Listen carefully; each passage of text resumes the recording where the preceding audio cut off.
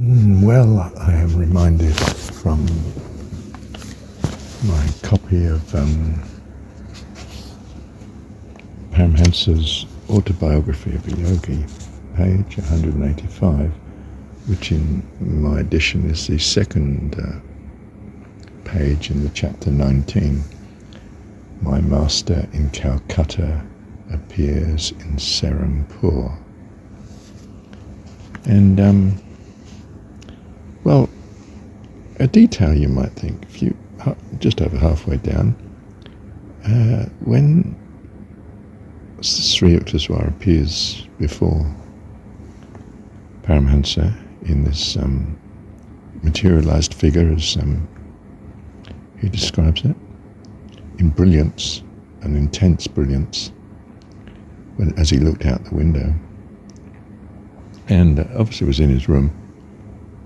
He knelt before his master, so to speak, and he noticed the orange-dyed canvas soled with rope. His shoes, familiar sandals, you see. But I suddenly realized the word soled. I didn't think of it in terms of being a verb before, past tense here, yeah? I'd always thought of, well, for instance, Jesus is in the words in the story, which is, what would a man give in return for his soul? But the soul, therefore, meaning tied to. The soul is that which ties you to this world, and you don't wish to lose your life. It gives you an intense, narrow sense of self, which of course drives you to preserve your life long enough to receive the lessons that you need. Here is my understanding of it. So the soul is, we've always taken the soul as being intensely something of you, but it's not. You are spirit. The soul is that which binds you here, keeps you. You have a great propensity to protect your life here, your presence here. And what would a man give in return for his soul? Well, he won't. He won't give it up, you see. He's in fact, he identifies himself, I think, with the soul. His ties here, his being here, is what he values in his childhood state here, you see, in this world. So I was just, why it should hit me, well, I've not seen it used as a verb before. I must check it in the dictionary, so to speak, see what it has meant. I've always taken soul as the noun, and indeed as the very self. And here, of course, you find, it occurs to me that it's not the self, it's that which binds your true self, your spirit, here. In some sense, I won't say imprisoned here, but contained here. The spirit is contained here by the soul, tied to this world, until you leave it, of course. The wrench at the time of death. Well, I think of it as wrench, but if the soul's evaporated because you identify utterly with your spirit, in a sense, that part of you which is the divine life, the true life, not the soul at all.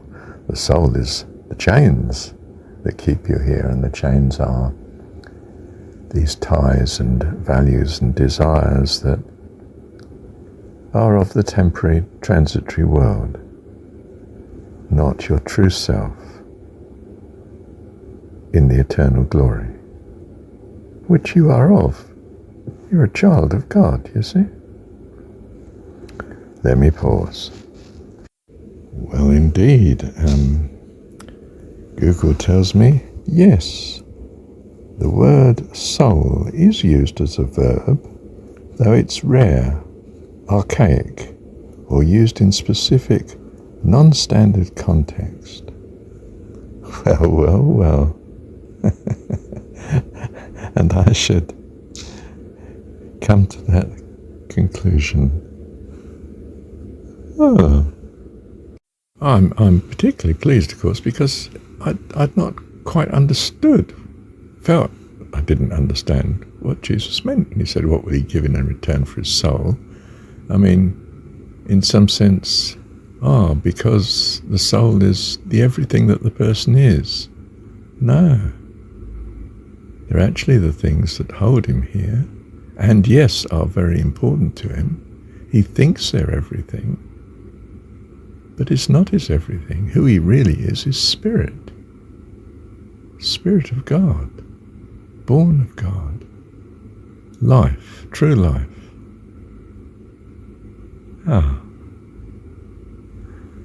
Thank you, Heavenly Dad.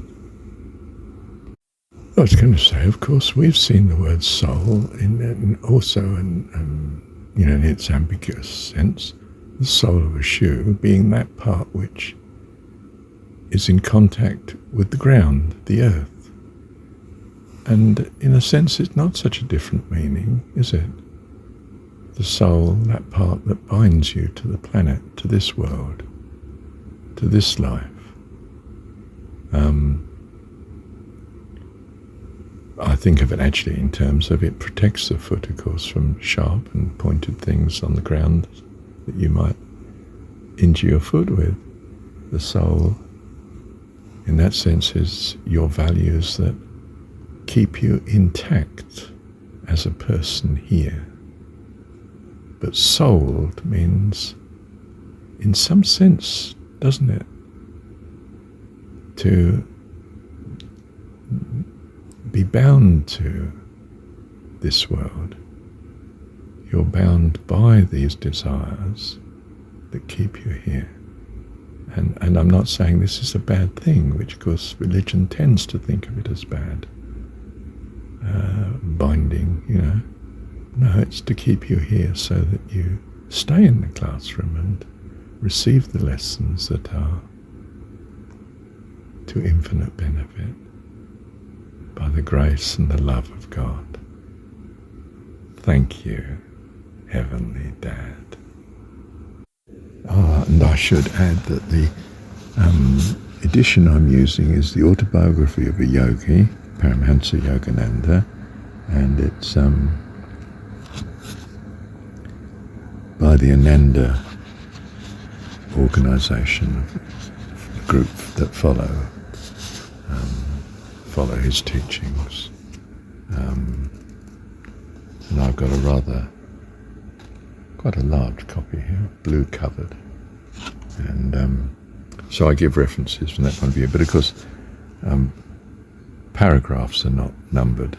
So I suppose I could count from, now there'd be a lot of paragraphs, from the beginning of a chapter. I must think about that. At the minute I'm referencing it by saying second page in the chapter, which gives you some idea of where it is if you did want to track it down. Thank you, Heavenly Dad. Right, well, I've now numbered this paragraph, chapter 19, and it's the 13th paragraph, and it's about 4 lines down in that where it says sold with rope. Orange dyed canvas sold with rope. Thank you, Heavenly Dad.